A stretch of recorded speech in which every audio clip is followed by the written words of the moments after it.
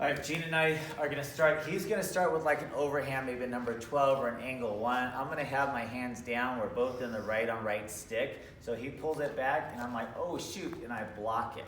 Once I block it, this hand follows up and this one tries to capture it right up in there. So it needs to do a double block because remember, this one's gonna hit, he may try to extend it out. So by me having the hand in the stick here, if he extends it out, I have a double the protection here. So movement 1 is this. So one more time on that, he does the strike. All I do is I come up and I block it with my hand and my stick. Make sure it's stick on stick, hand on hand, not the other way around. So from here, I'm gonna capture it here. This hand's already up, so it's gonna do a strike, and a strike.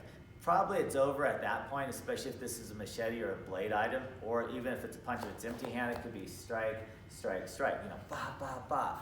So we've kind of diminished the fighter at this point. So this may be the end of it, but I'm also gonna finish the third and strike back down. So at this point, he strikes, movement 1, movement 2, movement 3, movement 4, then we strike down. From here, I'm gonna shoot to the moon, meaning I'm gonna come up here and kind of lock out into the elbow here, and there's another strike there, right? What we're gonna do on this one though is I'm just gonna take it, because my hand's here, I can kind of wrench it, so I get in a position where I can possibly take this and put it right against the pommel right there. So see how my hand can kind of push it there? We'll see that again.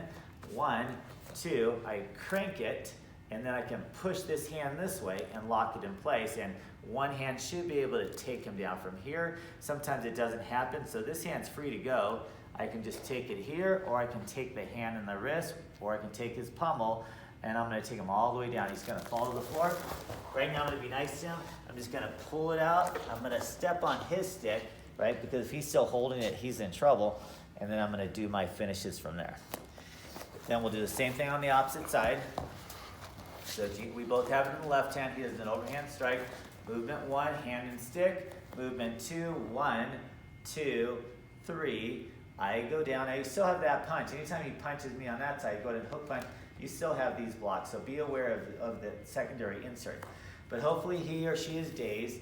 I come up, I shoot to the moon motion, so I'm going under the armpit right up in here. I'm still worried about this here. I can just take this stick and just feed it across so it has a pommel strike. He may not have that end here, so I can just hold it in this position as well, or I can grab stick in hand, and it's just a matter of cranking until he falls to the floor. Right now I'm gonna take the stick out because I don't wanna break his arm. You wanna step on the stick, especially if they're grabbing it, and finish your combination strike, followed, if necessary, force necessary applying. Practice that.